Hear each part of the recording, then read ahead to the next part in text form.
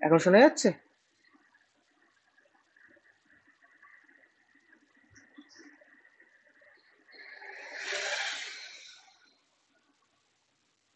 বেশ। তো নমঃ চণ্ডিকাयै जयन्ती मङ्गलाकाली भद्रकाली कपालिनी दुर्गा शिवा क्षमा धात्री स्वाहा स्वधा नमोऽस्तुते देवी प्रपन्नार्तिहरे प्रसीद प्रसीद मातर्जगतोऽखिलस्य प्रसीद विश्वेश्वरी पाहि विश्वं त्वमीश्वरी देवी चराचरस्य।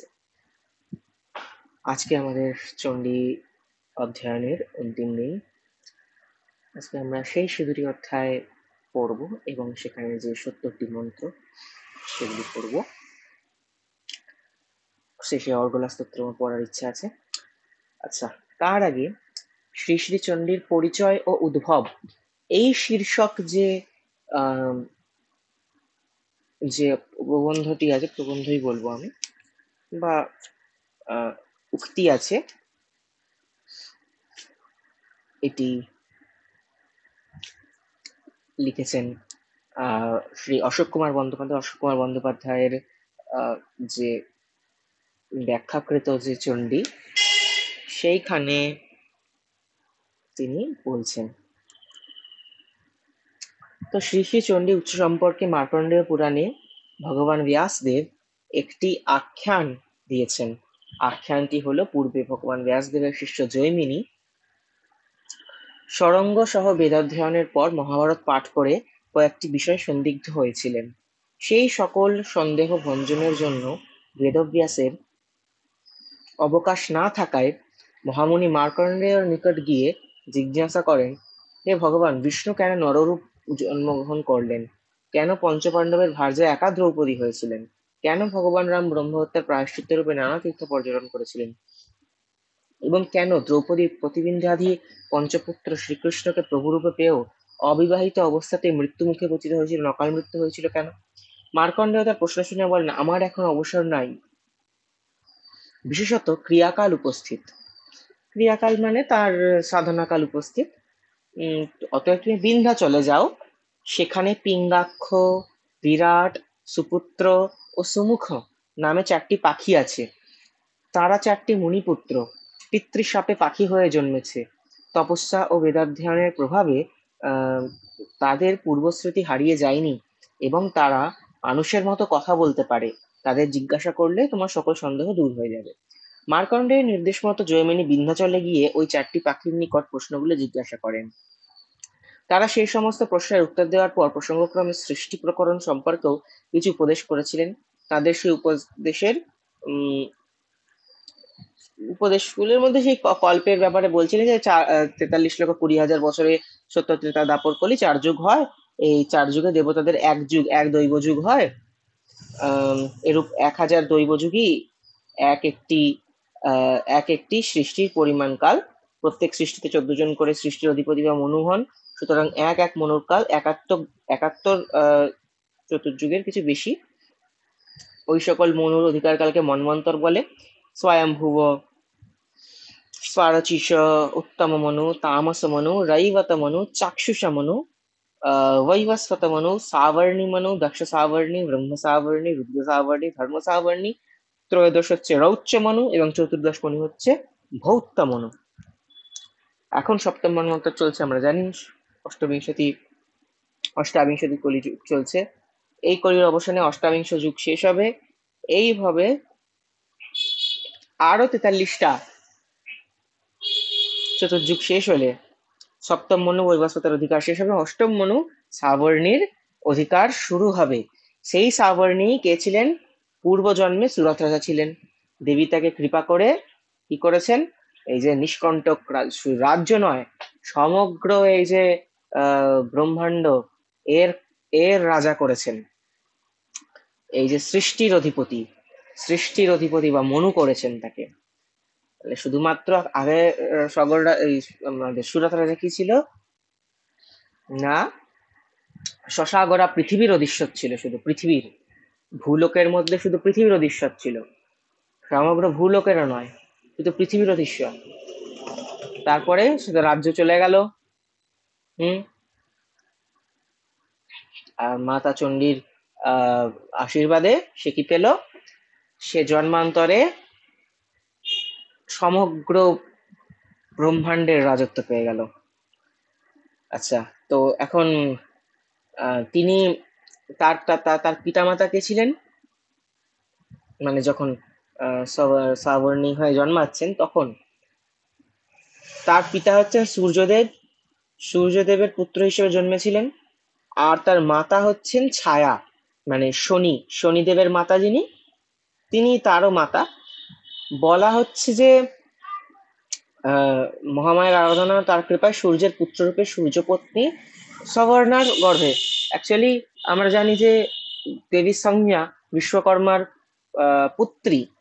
সংজ্ঞা তিনি সূর্যদেবের তেজ সহ্য করতে পারছিলেন না, তাই জন্য বাপের বাড়ি চলে গিয়েছিলেন যে বিশ্বকর্মার কাছে কৌশল করে তারই মতো দেখতে, তারই মতো গাত্র বর্ণাযুক্ত আহ, একজন ক্লোন বলা যেতে পারে, তাকে তার জায়গায় রেখে দিয়ে গেছিলেন। আহ, তো যেহেতু তারই মতো বর্ণযুক্ত, তাই জন্য আহ, এই যে ছায়া, তার ছায়া থেকে সৃষ্টি করেছিলেন। তার সেই ছায়া, তার ছায়াকে অন্য তার সেই ছায়াকে বলা হয় সাবর্ণা। সাভারনার থেকে আসছেন বলে তার নাম হচ্ছে সাবর্ণী। মতান্তরে তিনি তার এই যে সাবর্ণী যিনি আসছেন, সাবর্ণী মনু, সুরত রাজার জন্মান্তর, তিনি তার অগ্রজ, তার দাদা শনির মতো ছিলেন, যেহেতু একই সাথে আসছে, মানে শনিও যেহেতু ছায়ার থেকে আসছে, সেও যেহেতু ছায়ার থেকে আসছে, তাই সে সবর্ণা, মানে যেহেতু সহোদর তার, একই উৎস তাদের, তাই জন্য সে সাবর্ণী। এইভাবে সে অষ্টম মনু হবেন।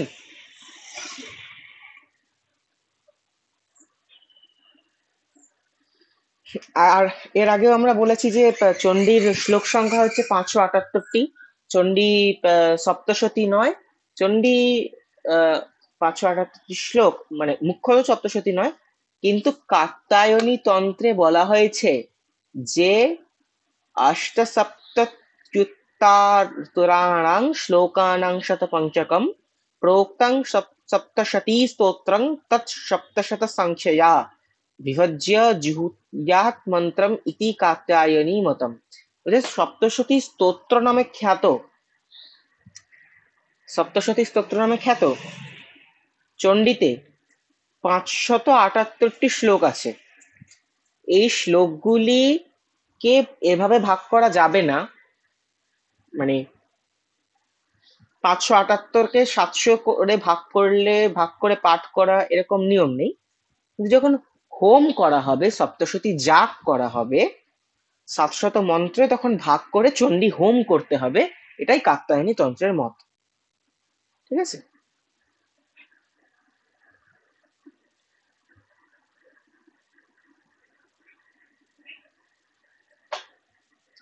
কেবল হোমের জন্য 700 মন্ত্রের প্রয়োগ, কিন্তু অ্যাকচুয়ালি 700 মন্ত্র নেই, আছে 578টি শ্লোক, ব্যাস। এই পড়লেই আমাদের হবে। আচ্ছা, আর একটা জিনিস, চণ্ডীর ষট সংবাদ। তো এই ধারাবাহিক পারম্পর্যক্রমে চণ্ডী একজন একে অপরকে বলেছেন, আর একজন অপরকে বলেছেন, এইভাবে চলে আসছে। প্রথম কে কাকে বলেছিলেন না? মেধামুনি, মেধা ঋষি, যিনি মেধামুনি বা মেধা ঋষি, সুরত সমাধি বৈশ্যকে বলেন।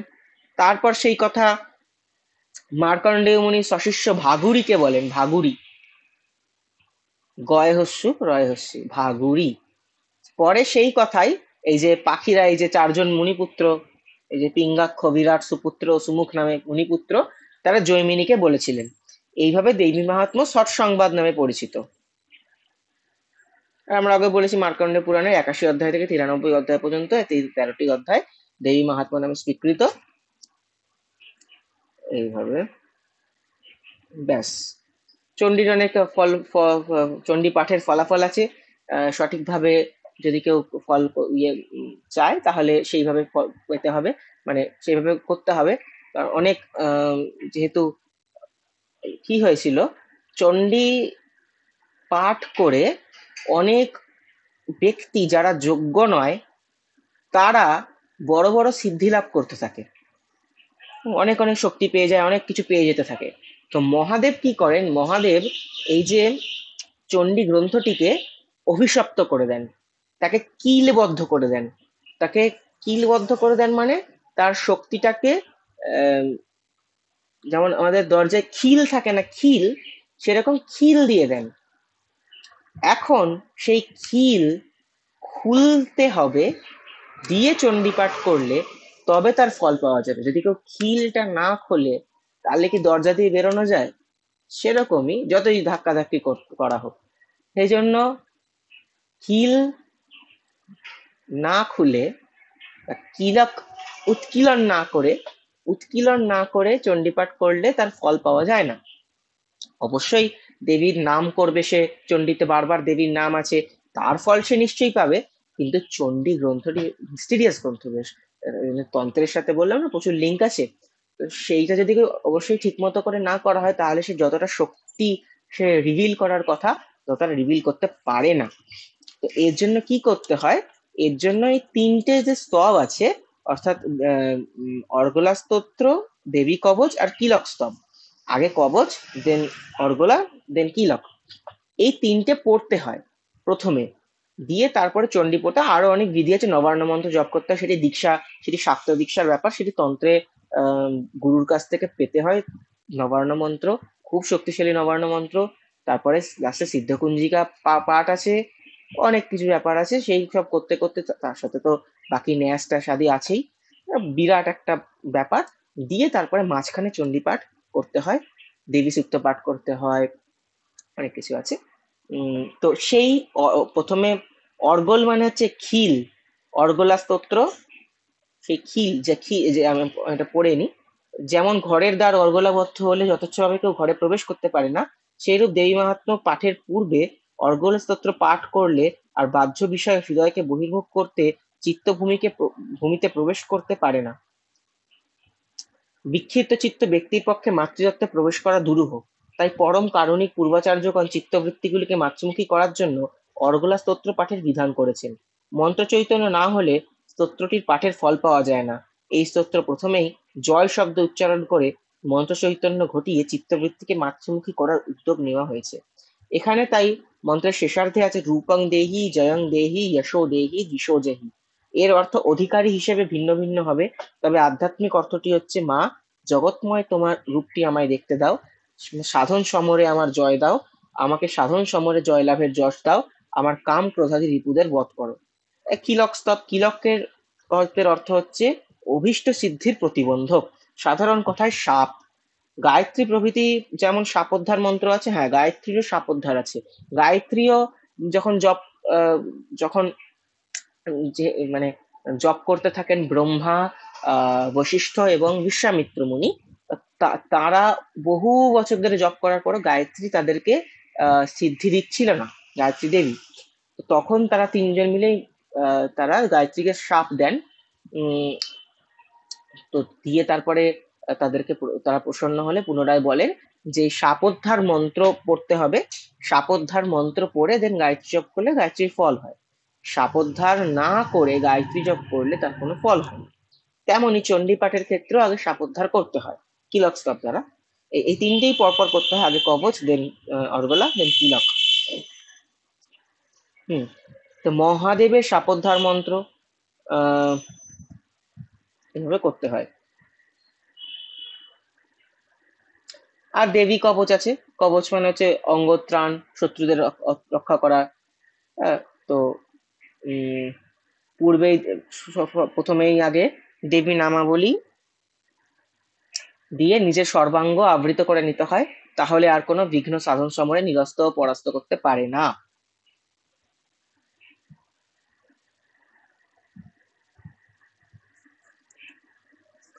হ্যাঁ, এবং চণ্ডীর শেষে কি করতে হয়, চণ্ডীর শেষে ওই তিন রহস্য পাঠ করতে হয়। প্রাধানিক রহস্য, আহ যে তিন রহস্য ত্রয় আছে, এই তিনটে অবশ্যই পাঠ করতে হয়। দিয়ে দেন তারপরে চণ্ডীর ফল পাওয়া যায়। এই যে প্রাধানিক রহস্য, বৈকৃতিক রহস্য, মূর্তি রহস্য, অর্থাৎ দেবীর কি কি রূপে পূজা হবে ইত্যাদি ইত্যাদি। মানে কিভাবে পূজা হবে, মূর্তি কিরকম হবে, কি প্রকারে পূজা হবে, আর ওই তন্ত্রের ভেতরে ঢুকে এইগুলোকে ব্যাখ্যা করা হয়েছে। এইগুলো লাস্টে পড়া উচিত। এই মানে প্রথমে এই যে 3 অঙ্গ, দেবী কবচ, অর্গলা এবং কিলক, আর লাস্টে এই 3 অর্থাৎ প্রাথমিক রহস্য, বৈকৃতিক রহস্য, মূর্তি রহস্য, এই ষড় অঙ্গ সহিত চণ্ডীপাঠ করলে তবেই ফল পাওয়া যাবে। এবং প্রথমে শেষে তার সাপোদ্দার ইত্যাদিও আছে। যাই হোক, এবার আমরা চলে যাই একবারে দ্বাদশ অধ্যায়। দ্বাদশ অধ্যায় কি আছে? দেবী চরিত্রের পাঠ মাহাত্ম্য, অর্থাৎ দ্বাদশ অধ্যায়। এই আচ্ছা, দেবী উবাচ, দেবী বলছে, एभिस्तवैष्यमां नित्यं स्तोष्यते यः समाहितः तस्याहं सकलां बाधां नाशयिष्याम्य मधुकैटभनाशं च महिषासुरघातनं कीर्तयिष्यन्ति ये तद्वत् वधं शुम्भ निशुम्भयोः। হে দেবগণ, একাগ্র চিত্তে প্রতিদিন যে এই স্তুতি দ্বারা আমার স্তব করবে, তার সব রকম বাধা বিপত্তি আমি নিশ্চয়ই দূর করবো। কোন স্তব? এই যে আগের অধ্যায়ে আমরা পড়েছি নারায়ণী স্তব, নারায়ণী নমস্তুতে করে যে স্তবটা দেবতারা করছেন, সেই স্তবটি। যে এরূপে মধুকৈটভ বধ, মহিষাসুর বধ এবং শুম্ভ নিশুম্ভ বধ বিষয়ক চরিত পাঠ করবে, মানে এই যে চণ্ডী গ্রন্থটি পাঠ করবে, অষ্টম্যাং চতুর্দশ্যাং নবম্যাং চৈকচেতসঃ শ্রোষ্যন্তি চৈব ইয়ে ভক্ত্যা মম মাহাত্ম্যমুত্তমম। এবং অষ্টমী, চতুর্দশী ও নবমীতেও যে সমাহিত চিত্ত ভক্তি ভরে আমার এই উত্তম মাহাত্ম্য শুনবে, ন তেষাং দুষ্কৃতং কিঞ্চিৎ দুষ্কৃতোত্থান চাপদঃ ভবিষ্যতি ন দারিদ্র্যং ন চৈবেষ্ট বিয়োজনম। তাকে কোন রকম পাপই স্পর্শ করতে পারবে না, পাপজনিত কোনো বিপদ আপদ তার আসবে না, তার ঘরে কখনো দারিদ্র্য থাকবে না, তাকে কখনো প্রিয় বিয়োগ জনিত কষ্ট ভুগতে হবে না। শত্রুতো ন ভয়ং তস্য দস্যুতো বা ন রাজতঃ ন শস্ত্রানলতো ইয়ৌঘাৎ শস্ত্রানলতো ইয়ৌঘাৎ কদাচিৎ সম্ভবিষ্যতি। শুধু এই নয়, তাকে শত্রু, দস্যু, রাজা, শস্ত্র, অগ্নি, জলপ্রবাহ থেকে কখনো কোনো বিপদের ভয় থাকবে না তার। তস্মান্নমৈতন্মাহাত্ম্যং পঠিতব্যং সমাহিতৈঃ শ্রোতব্যং চ সদা ভক্ত্যা পরং স্বস্ত্যয়নং হিতৎ। এই জন্য এক মনে ভক্তির সাথে আমার এই মাহাত্ম্য সর্বদা পাঠ করা এবং শোনা কর্তব্য। এই মাহাত্ম্য পরম কল্যাণকর। উপসর্গানশেষাংস্তু মহামারী সমুদ্ভবান তথা ত্রিবিধমুৎপাতং মাহাত্ম্যং সময়েন মম। আমার এই মাহাত্ম্য মহামারী জনিত সমস্ত উপদ্রব এবং আধ্যাত্মিক আধিভৌতিক এই ত্রিবিধ উৎপাতের নিবৃত্তি করে। यत्रैतत्पठ्यते सम्यं नित्यमायतने मम सदा न तद्विमोक्ष्यामि सान्निध्यं तत्र मे স্থিতম। যে গৃহে আমার এই মাহাত্ম্য প্রতিদিন বিধিপূর্বক পাঠ হয়, সেই স্থান আমি কখনো পরিত্যাগ করি না, আমি সেখানে অবিচল হয়ে অবস্থান করি। হ্যাঁ, দেবী স্তুতি করতে গিয়ে শ্রী চৈতন্য ভাগবত গ্রন্থে মধ্যখণ্ডে অষ্টাদশ অধ্যায়ে মহাপ্রভু যখন দেবী চণ্ডিকার ভাবাবেশে আসছেন, চণ্ডিকার রূপ নিচ্ছেন, ভগবান যেহেতু পরম ব্রহ্মময়, তাই জন্য পরম ব্রহ্মই পরব্রহ্ম স্বরূপ, তাই জন্য তিনি যে কোনো রূপ পরিগ্রহ করতে পারেন। তিনি প্রকৃতি পুরুষ এই দুই রূপেই অবস্থান করছেন, তো তিনি দেবীর রূপেও আসতে পারেন। তখন মহাপ্রভুর পার্ষদগণ, শ্রী চৈতন্য মহাপ্রভুর পার্ষদগণ তাকে বিভিন্ন রকম স্তুতিতে প্রসন্ন করার চেষ্টা করছেন। তখন সেখানে একটি পয়ার আছে, বলছে, সাধুজন গৃহে তুমি লক্ষ্মী মূর্তিমতি, আর অসাধুর গৃহে তুমি কাল রূপাকৃতি। সাধুজন গৃহে তুমি লক্ষ্মী মূর্তিমতি, যারা সাধুজন, যারা ধার্মিক জন, যারা সৎপথ উপার্জন করে, যারা ধর্মকর্ম করে, যারা বেদ বিহিত কর্ম করে, যারা নিজের বর্ণবিহিত কর্ম করে, তাদের গৃহে দেবী লক্ষ্মী রূপে থাকেন। তাদের কখনো অন্ন কষ্ট হয় না, তাদের যশ মান বৃদ্ধি হয়, তাদের বংশগরিমা বৃদ্ধি হয়, তাদের বিদ্যা জ্ঞান সব বৃদ্ধি হয়, ঐশ্বর্য থাকে তাদের, কখনো ক্ষতি হয় না, শত্রু ক্ষতি করতে পারে না। কিন্তু যারা অধার্মিক, যারা অসাধু, তাদের গৃহে দেবী কাল রূপাকৃতি, দেবী মহাকালী কাল রাত্রি রূপে থাকেন। সেইখানে দেবী সংহার লীলা করেন এবং অচিরেই তাদের বিনাশ সাধিত হয়। এখন হয়তো মনে হচ্ছে যে এই তো খারাপ কাজ করেও তারা খুব ভালো আছে, অনেক টাকা পয়সা আছে, কিন্তু না, এটা বাইরে থেকে দেখতে লাগছে, ভেতর ভেতর থেকে বিনাশ শুরু হয়ে গেছে। এবং কয়েক বছরের মধ্যেই তাদের সব আস্তে আস্তে শেষ হয়ে যেতে শুরু করবে, কেউ আটকাতে পারবে না। তো এইরকম দেবী উভয়ের ঘরেই থাকেন, সাধুরও ঘরে থাকেন, অসাধুরও ঘরে থাকেন, রূপ আলাদা। বলি প্রদানে পূজায়াম অগ্নিকার্যে মহোৎসবে সর্বং মমৈতচ্চরিতম উচ্চার্যং শ্রাব্যমেব চ। বলিদান, পূজা, হোম তথা মহোৎসবের শুভ দিনে আমার এই চরিত কথা সম্পূর্ণরূপে পাঠ ও শ্রবণ করা কর্তব্য। जानता जानता वापि बलिपूजां तथा कृतां प्रतिशिष्याम्यहं प्रीत्या वह्नि হোমং তথা কৃতম। এমন করার পর মানুষ বিধি জেনে বা না জেনেও আমার উদ্দেশ্যে অনুষ্ঠিত বলিদান, পূজা বা যজ্ঞাদি যা করবে আমি অতীব প্রীতির সাথে তা গ্রহণ করব। অর্থাৎ দেবীর পূজা করতে করতে, দেবীর পূজা অনেকে করে, তারা সমস্ত বিধি জানে না, কিছু ইয়ে করে না, কিন্তু উল্টো পাল্টা যদি কেউ করেও ফেলে, বিধি না জেনে উল্টো পাল্টা কিছু করে, উম, মানে সেটা যদি দোষ মিশ্রিতও হয়, তবুও তার সাথে যদি কেউ অঙ্গরূপে চণ্ডী পাঠ করে, তাহলে দেবী সেই সমস্ত দোষগুলোকে নেগলেক্ট করে দেন, দেখেন না, এবং সেই সমস্ত গুলোকে প্রীতি সহকারে গ্রহণ করেন। সাধারণত কি হয়, যদি দোষ থাকে, তো আহ, অনেকে সেটা ধর, কেউ যদি আমাকে বলে যে আমাকে এই জিনিসটা দাও এবং সেটা যেন ঠিকঠাক হয়, কিন্তু আমরা ঠিকঠাক করতে গিয়ে কিছু ভুল করে ফেলি, তো সে এটা নিতে অস্বীকার করে যে না, আমি তো এটা বলেছিলাম, এখানে এত ভুল কেন আছে, নেব না।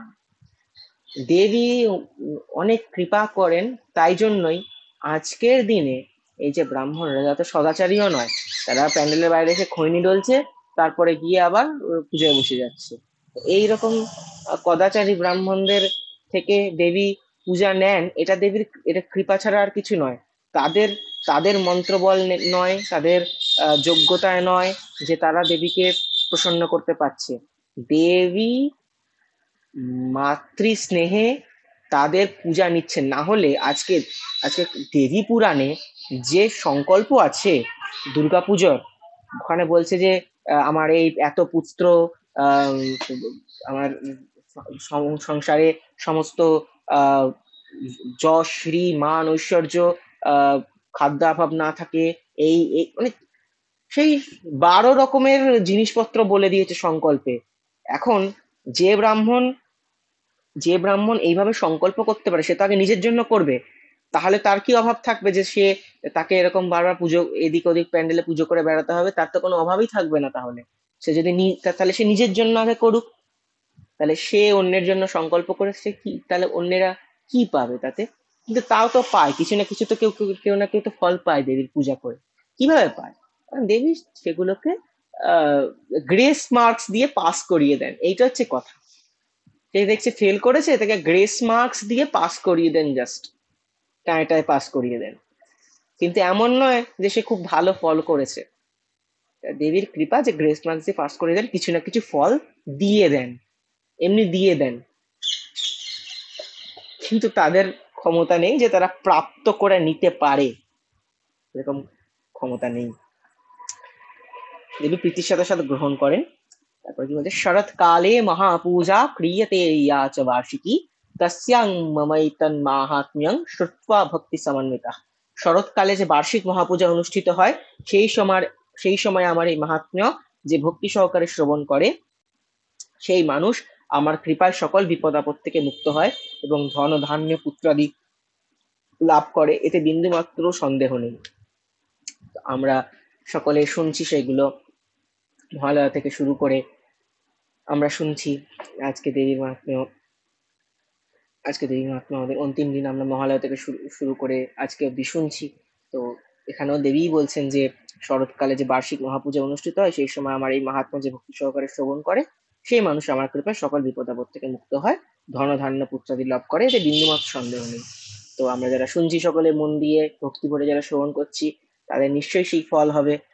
আমি জানি না আমার মুখ থেকে শ্রবণ করার জন্য সেই ফলটা কমে যাবে কিনা বা নগণ্য ফল পাওয়া যাবে কিনা, কিন্তু হ্যাঁ, সেটা হতে পারে, কারণ আমার তো যোগ্যতা নেই, তো আমার মুখ থেকে শ্রবণ করে সেই ফল হয়তো পাওয়া যাবে না, কিন্তু কিঞ্চিত ফল তো অবশ্যই পাওয়া যাবে, যেহেতু দেবী মাহাত্ম্য বলে কথা, দেবীর নিজস্ব গুণে সেই ফল পাওয়া যাবে।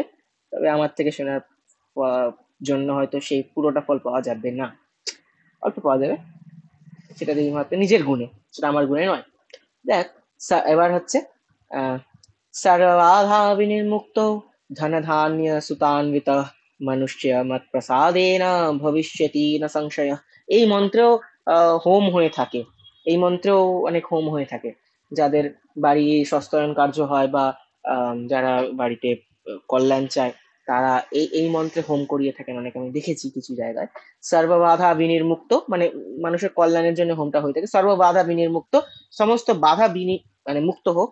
ধন ধান্যে সুতান্বিত, ধন টাকা, ধান্য, খাদ্য, আর সুত, সুত মানে পুত্র পুত্রী এরা, তা আহ তো এইটা হচ্ছে এর অর্থ, ধন ধান্য সুতান্বিত, ধন ধান্য পুত্রাদি লাভ করে, মনুষ্য মত প্রসাদে, না মানুষ লাভ করে আমার প্রসাদে, ভবিষ্যতি না সংশয়, এইটা লাভ করবে, এতে বিন্দুমাত্র সন্দেহ নেই। শ্রুত্বা মমৈতন মাহাত্ম্যং তথা চোৎপত্তয়ঃ শুভাঃ পরাক্রমঞ্চ যুদ্ধেষু জায়তে নির্ভয়ঃ পুমাन्। আমার এই মাহাত্ম্য, আমার মঙ্গলজনক আবির্ভাবের কথা এবং যুদ্ধে আমার পরাক্রমের বিষয় শুনলে মানুষ নির্ভয় হয়ে যায়। রিপবঃ সংশয়ং ইয়ান্তি কল্যাণং চোপপদ্যতে নন্দন নন্দতে চ কুলং পুংসাং মাহাত্ম্যং মম শৃণ্বতাম। আমার মাহাত্ম্য শ্রবণকারী মানুষের শত্রু নাশ হয়, কল্যাণ প্রাপ্তি হয় এবং বংশের সুখ সমৃদ্ধি বৃদ্ধি হয়। শান্তি কর্মণি সর্বত্র তথা দুঃস্বপ্ন দর্শনে গ্রহ পীড়াসু চোগ্রাসু মাহাত্ম্যং শৃণুয়ান মম।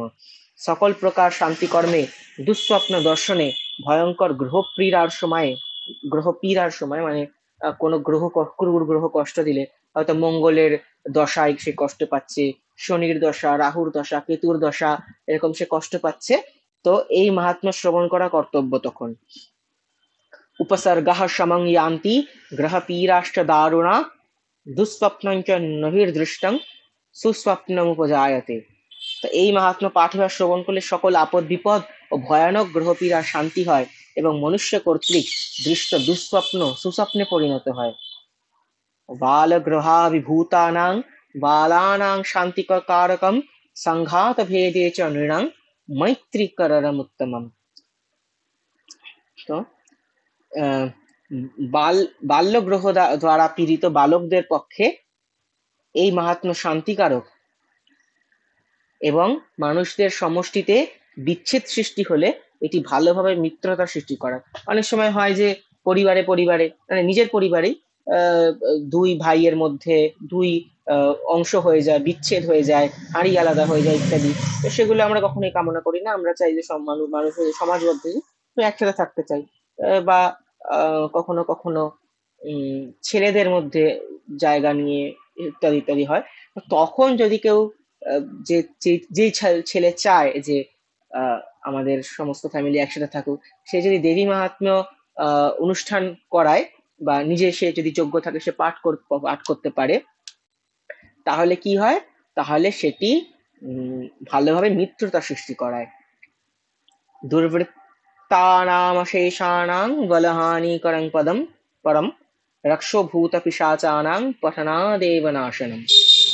এই মাহাত্ম্যের সম্পূর্ণ পাঠ বা শ্রবণে এই মাহাত্ম্য সকল দুরাচারীদের অশুভ বল নাশ করে।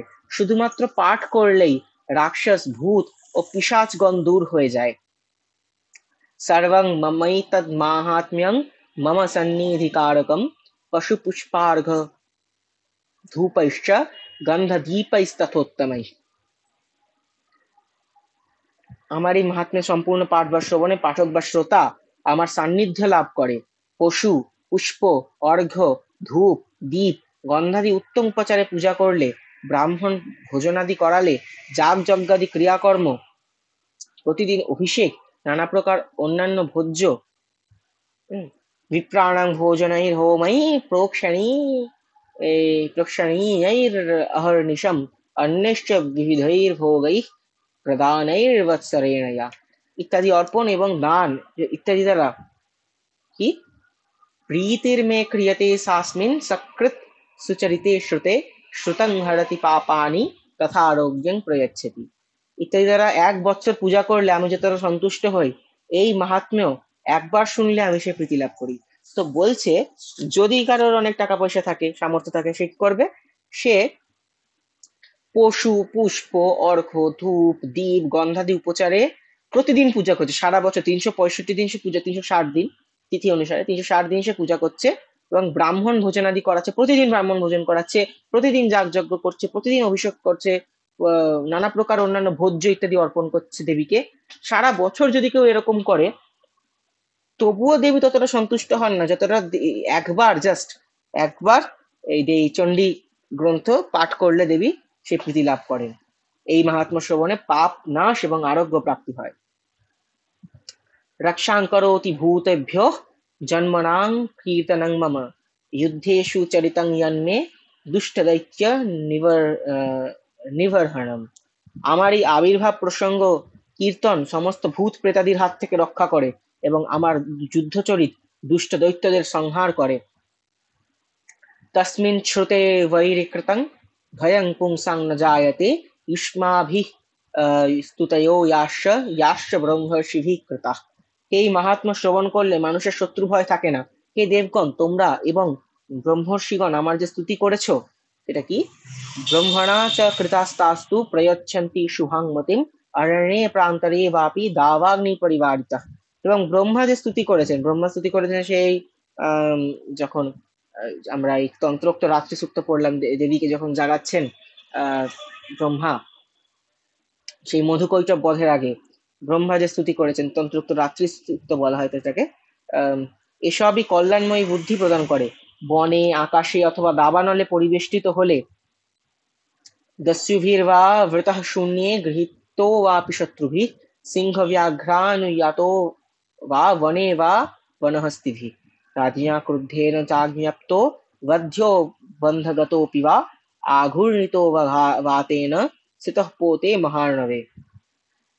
তো দাবানলে পরিবেষ্টিত হলে, নির্জন স্থানে দস্যুদের আক্রান্ত হয়ে বা শত্রুর হাতে ধরা পড়লে, অথবা জঙ্গলে সিংহ, বাঘ, হাতি, বন্য হাতি ধাওয়া করলে, হস্তি বলতে গেছি, বন্য হাতি ধাওয়া করলে, ক্রুদ্ধ রাজার দ্বারা প্রাণদণ্ডে দণ্ডিত বা কারারুদ্ধ হলে, অথবা মহাসমুদ্রে জাহাজের মধ্যে ঝড়বাত্যায় পড়লে, পতৎসু বাপি শস্ত্রেষু সংগ্রামে ভৃশদারুণে সর্ববাধাসু ঘোরাসু বেদনাভ্যর্দিতোऽপি वा স্মরन् মমৈতচ্চরিतं নরো মুচ্যেত সংকটাৎ মম প্রভাবাৎ সিংহাদ্যা দস্যভো বৈরিণস্তথা দূরাদেব পলায়ন্তে স্মরতশ্চরিতং মম। তো আবার ভয়ানক যুদ্ধে শস্ত্রঘাতে জর্জরিত হলে, অথবা রোগ বেদনায় পীড়িত হলে, উপর্যুপরি উৎকট বাধা বিপত্তি উপস্থিত হলে, যে আমার এই চরিত কথা স্মরণ করে সে এই সব সংকট থেকে মুক্ত হয়। আমার এই চরিত কথা শ্রবণ করলে আমার প্রভাবে সিংহাদি হিংস্র জন্তু এবং দস্যু তস্করাদি ও শত্রুগণ সেই মানুষের থেকে দূরে পালিয়ে যায়। এই হচ্ছে দেবীর মাহাত্ম্য পাঠ। তো দেবী এখনো শেষ হয়নি অধ্যায়টা। সেই বলছেন যে যদি কেউ আপদের মধ্যে থাকে, আপদ মানে হচ্ছে একদম সেখানে হয়তো এক্ষুনি মৃত্যু মুখে পতিত হব, বন্য জন্তু ধাওয়া করছে, বা রাজা এক্ষুনি প্রাণ নিয়ে কেড়ে নেবে, জেলে পুড়ে দিয়েছে, তারপরে হয়তো আমি মাঝ সমুদ্রের মধ্যে আছি, একদম ঝড় হচ্ছে আর সমুদ্র দোলাচল করছে, এই যদি জাহাজ ডুবি হয়, বা ঘন অরণ্যে আছি, আমি যাওয়ার পথ পাচ্ছি না, পাহাড়ে আছি, পাহাড় থেকে হয়তো পড়ে যেতে পারি, বা আকাশে আছি মানে হয়তো কোত্থেকে পড়ে গেছি, ফল ডাউন করছি সেখান থেকে, এইরকম অবস্থায়, ঠিক আছে, এরকম ভীষণ ভয়ানক অবস্থা যে এই পরবর্তী সেকেন্ডেই আমার মৃত্যু হতে পারে, সেই সময় দেবীর যদি কেউ মাহাত্ম্য কথা কোনো পুণ্য প্রভাবে, এবার সময় তো দেবীর কথা স্মরণ আসে না, আমাদের তো ভালো ভালো খাওয়ার জিনিসের কথা স্মরণ আসে বেশ, হ্যাঁ, যে এই জিনিস খাবো, ওই জিনিস খাবো, এই দোকানে ওইটা ভালো পাওয়া যায়, ওই দোকানে ওইটা ভালো, এইসব জিনিস মানে স্মরণ আসে। তো মৃত্যু মুখে পড়ে এই আপদের সময় কোনো যদি পুণ্য প্রভাবে দেবীর মাহাত্ম্যের কথা যদি স্মরণ হয়ে যায়, দেবী মাহাত্ম্যের কথা কেউ যদি স্মরণ করতে পারে, সেটা অবশ্যই সেটা পুণ্য প্রভাবে, পুণ্য না থাকলে এদিকে স্মরণ করতে পারে না এসব। যদি স্মরণ করতে পারে দেবী মাহাত্ম্য, যে দেবী কিভাবে প্রথমে মধুকৈটবকে বধ করলে, মহিষাসুরকে বধ করলে, তারপরে চন্ডমুন্ড, ধূম্রলোচন, তারপরে আহ রক্তবীজকে সংহার করলেন, দেবী কালিকার অষ্টমাতৃকার সাথে মিলে শুম্ভ নিশুম্ভকে বধ করলেন, এবং সমস্ত অসুর সংহার করেছেন, দেবতাদের কথা দিয়েছেন যে আমি যখন যখন দানবোত্থান ভবিষ্যৎ, যখন যখন দানবের উত্থান হবে তখন তখন আমি অবতীর্ণ হব। এই এবার এই সমস্ত কিছু তো আর সে 700 শ্লোক সে পাঠ করবে না। আকাশ থেকে পড়ছে তখন 700 শ্লোক পাঠ করবে না, তখন সে just flash of the mind, সে সমস্ত কিছু জাস্ট মনে করবে। ওই মনে করাতেই হবে। এই দেবী মাহাত্ম্য স্মরণ করলে যে দেবী কিভাবে হত্যা করেছেন, তো ব্রেনের তো সেটাই পাওয়ার না, মনের তো সেটাই পাওয়ার, যে আমি এক্ষুনি যে দেখতে পাচ্ছি যে আমি আইফেল টাওয়ারের সামনে দাঁড়িয়ে আছি, এক্ষুনি 1 সেকেন্ডও লাগছে না। তো এই 1 সেকেন্ডের মধ্যেই দেবী মাহাত্ম্য সব স্মরণ করা যেতে পারে। এইরকম অবস্থায় দেবী রক্ষা করেন, অবশ্যই করেন। ঋষির উবাচ, মেধা ঋষি বলছেন, इत्युक्त्वा स भगवती चण्डिका चण्डविक्रमा पश्यतामेव देवानां तत्रैवान्तरधीयते तेऽपि देवान् निरातङ्काः स्वाधिकारान् यथा पुरा यज्ञभागभुजः सर्वे चक्रुर्विनिहतारयः दैत्याश्च देव्या निहते शुम्भे देवरिपौ युधि। এই কথা বলে প্রচন্ড পরাক্রমশালিনী ভগবতী চণ্ডিকা সেইখানেই সব দেবগণের চোখের সামনেই অন্তর্ধান করলেন। তারপর শত্রুরা ধ্বংস হলে সব দেবতারাও নির্ভয় হয়ে আগের মতোই যজ্ঞভাগ উপভোগ করতে করতে নিজ নিজ কর্তব্য পালন করতে লাগলেন। জগৎ ধ্বংসকারী মহাভয়ঙ্কর অতুল পরাক্রমশালী দেবশত্রু শম্ভ ও মহাবলী নিশুম্ভ কি হলো, জগৎ বিধ্বংসিনী তস্মিন মহোঘ্রে তুল বিক্রমে নিশুম্ভে চ মহাবীর্য শেষাঃ পাতালময়। দেবী কর্তৃক যুদ্ধে নিহত হলে অবশিষ্ট অসুরগণ পাতালে চলে গেল, ভয়ে চলে গেল পাতালে। एवं भगवती देवी सा नित्यापि पुनः पुनः सम्भूय कुरुते भूप जगतः परिपालनम् तयैतन्मोह्यते विश्वं सैव विश्वं प्रसूयते सा याचिता च विज्ञानं तुष्टावृद्धिं प्रयच्छति व्याप्तं तयैतत् सकलं ब्रह्माण्डं मनुजेश्वर महाकाल्या महाकाले महामारी स्वरूपया सैव काले महामारी सैव सृष्टिर्भवत्यजा स्थितिं करोति भूतानां सैव काले सनातनी भवकाले नृणां सैव लक्ष्मी वृद्धिर्पदा गृहे सैव भावे तथा लक्ष्मीर विनाशयोपजायते। কি বলছেন, হে মহারাজ, এইভাবে সেই ভগবতী অম্বিকা দেবী নিত্যা হয়েও অর্থাৎ জন্মাদি শূন্যা হয়েও পুনঃ পুনঃ আবির্ভূতা হয়ে জগৎকে রক্ষা করেন। তিনিই এই বিশ্বকে মায়ামুগ্ধ করেন, তিনিই জগৎকে সৃষ্টি করেন, আবার তিনিই প্রার্থনার দ্বারা তুষ্ট হয়ে বিজ্ঞান অর্থাৎ আত্মতত্ত্বজ্ঞান এবং ঐশ্বর্য দান করেন। হে মহারাজ, মহাপ্রলয়ের সময় মহামারী রূপে এই মহাকালী সমগ্র ব্রহ্মাণ্ড ব্যাপী অবস্থান করেন। ইনি প্রলয়কালে মহামারী রূপে সংহার রূপিণী হন, আবার তিনি স্বয়ং জন্মরহিতা হয়েও সৃষ্টিকালে সৃষ্টি শক্তি রূপে আবির্ভূতা হন। ইনি সনাতনী দেবী সময় মতো বিশ্ব পালন করেন। তিনি বৈভব সময়ে মানুষের ঘরে লক্ষ্মী রূপে স্থিতা হয়ে সুখ সমৃদ্ধি প্রদান করেন, আবার তিনি দুঃসময়ে অলক্ষ্মী রূপে সমস্ত ধ্বংসের কারণ হয়ে দুঃখ দারিদ্রাদি দেন। আমি জাস্ট আজকেই বলছিলাম যে একটু আগেই বলছিলাম যে ইয়েতে চৈতন্য ভাগবতম গ্রন্থে মধ্যখণ্ড তার অষ্টাদশ অধ্যায়ে মহাপ্রভু যখন চণ্ডিকার ভাবাবেশে আসছেন, তখন মহাপ্রভুর পার্ষদগণ তারা কি করছেন, তারা চণ্ডিকার স্তুতি করছেন, এবং তার সাথে এই খুব মিল আছে এই চণ্ডী গ্রন্থের, সে এরকম স্তুতি করছেন। তো তারা বলছেন যে সাধু জন গৃহে তুমি লক্ষ্মী মূর্তিমতি, অসাধুর গৃহে তুমি কাল রূপাকৃতি। আমি ব্যাখ্যা করেছি, সেটাই এখানেও বলছে যে বৈভব সময় মানুষের গৃহে লক্ষ্মী রূপে স্থিতা হয়ে তিনি সুখ সমৃদ্ধি প্রদান করেন, আর দুঃসময় অলক্ষ্মী রূপে সমগ্র ধ্বংসের কারণ হয়ে দুঃখ দারিদ্রাদি দেন। যারা ধার্মিক ভাবে কাজকর্ম করবে তাদের গৃহে দেবী লক্ষ্মী রূপে স্থিতা হবেন। যারা অধার্মিক ভাবে যারা জীবন পালন করবে, অন্যকে কষ্ট দেবে, ধর্মানুসারে জীবনচারণ করবে না, তাদের গৃহে দেবী কাল রূপাকৃতি হয়ে অবস্থান, কাল রাত্রি মহাকালী রূপে অবস্থান করবেন এবং দুঃখ দারিদ্রাদি তাদের ভোগ করতে হবে।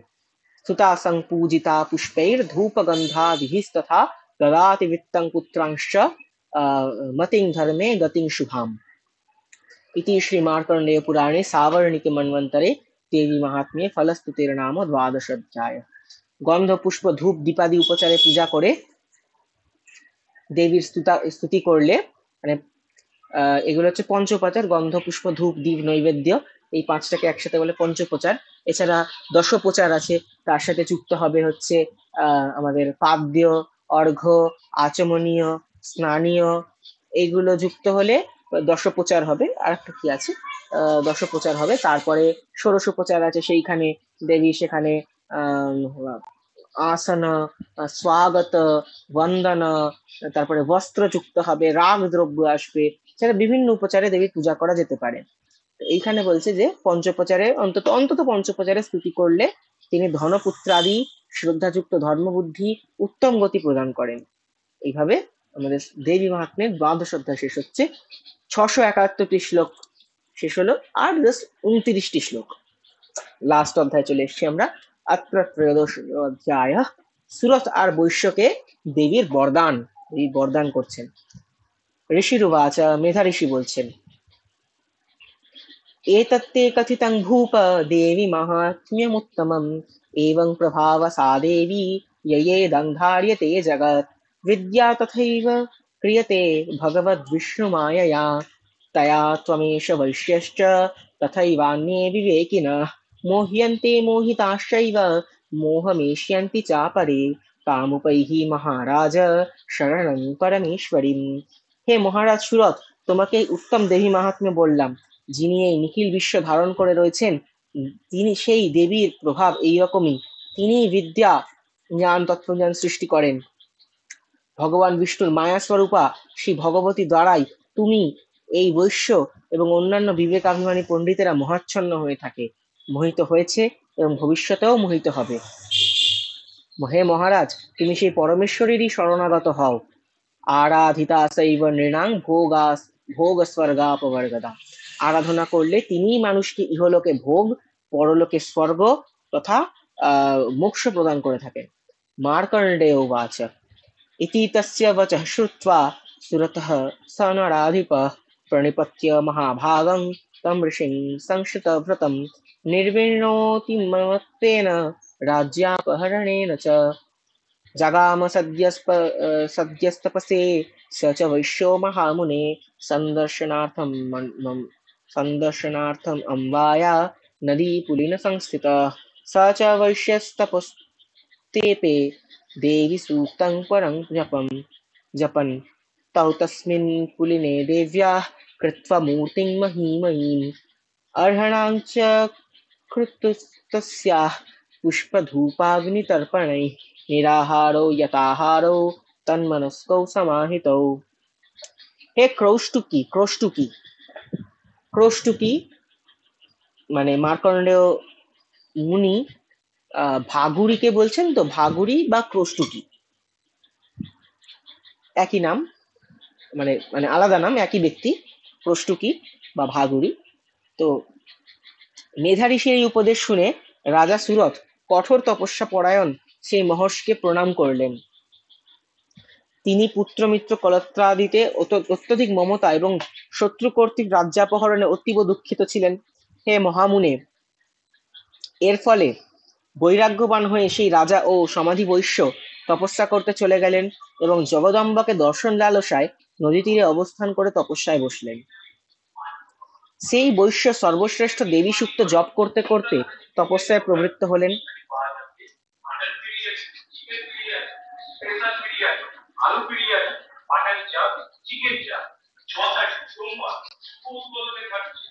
এই যে তপস্যা করছে, যে বিঘ্ন ঘটাতে চলে এসছে লালসা নিয়ে। সেই বৈশ্য সর্বশ্রেষ্ঠ দেবী সূক্ত জপ করতে করতে তপস্যায় প্রবৃত্ত হলেন। দেবী সূক্ত দু রকমের আছে। একটি হচ্ছে বৈদিক দেবী সূক্ত, ঋগ্বেদোক্ত দেবী সূক্ত, যেটি অহং রুদ্রে ভীষারাম্যহম, সেটি সবাইকার পঠনের যোগ্য নয়, মানে সকলের সেটি পাঠ করার তো অধিকার নেই, যেহেতু বৈদিক সূক্ত, বৈদিক মন্ত্র, সকলে তো পাঠ করতে পারবে না। যারা উপনীত ব্রাহ্মণ বা দ্বিজ, তারাই পাঠ করার অধিকার আছে। বৈশ্য পাঠ করতে পারবে, কারণ তখনকার দিনে বৈশ্য, ব্রাহ্মণ ক্ষত্রিয় বৈশ্য তিনজনেই দ্বিজ বলে পরিগণিত হতেন। কারণ তাদের কি হতো না, তাদের তাদের আহ কি বলবো, তাদের উপনয়ন হতো, শূদ্রবাদে সকলের উপনয়ন হতো। তাহলে বৈশ্য চাইলে সেই ঋগ্বেদোক্ত স্তুতিও পাঠ করতে পারেন। বা এই যে এই যে চণ্ডীতে সেইখানে একটা আমরা পেয়েছি, সেইখানে দেবতারা স্তুতি করছেন, সেইটাও তো একটা দেবী সুক্তম, যেটা তন্ত্রকে দেবী সুক্তম, নমো দেব্যাই মহাদেব্যাই, নমো দেব্যাই মহাদেব্যাই সততম ইত্যাদি যে মন্ত্র আছে, যেখানে তারপরে যে আহ ইয়া দেবী সর্বভূতেষু ইত্যাদি ইত্যাদি গুলো আছে, সেইটা হচ্ছে তন্ত্রোক্ত দেবী সূক্ত। শিবায় সততং নমঃ, নমঃ প্রকৃত্যৈ ভদ্রায় নিয়তঃ প্রণতাস্মতাম ইত্যাদি দিয়ে শুরু হচ্ছে, যেগুলো তন্ত্রোক্ত দেবী সূক্ত। তো এই জপ করতে করতে অবস্থায় প্রবৃত্ত হলেন। তারা দুজনে নদীর তটে কি করলেন, দেবীর মাটির প্রতিমা নির্মাণ করলেন। নদীর নদীর সেই মাটি দিয়ে দেবীর মাটির প্রতিমা নির্মাণ করে পুষ্প, দীপ ও যজ্ঞ দ্বারা তার পূজা করতে লাগলেন। তাঁরা প্রথমে সংযমিত আহার করতেন, তারপরে উপবাস করে দেবীর সমাহিত চিত্তে সমাহিত চিত্ত হয়ে ধ্যানে তন্ময় হলেন। দদতুস্তৌ বলিং চৈব নিজগাত্রাস্ত্রিগুক্ষিতम् এবং সমারাধয়তোস ত্রিভির্বর্ষৈর্যতাত্মনঃ পরিতুষ্টা জগদ্ধাত্রী প্রত্যক্ষং প্রাহ চণ্ডিকা। তো তারা দুজনেই নিজ নিজ শরীরের রক্তসিক্ত বলি দেবীর চরণে নিবেদন করে ক্রমাগত 3 বছর সংযমিত থেকে দেবীর আরাধনা করতে লাগলেন।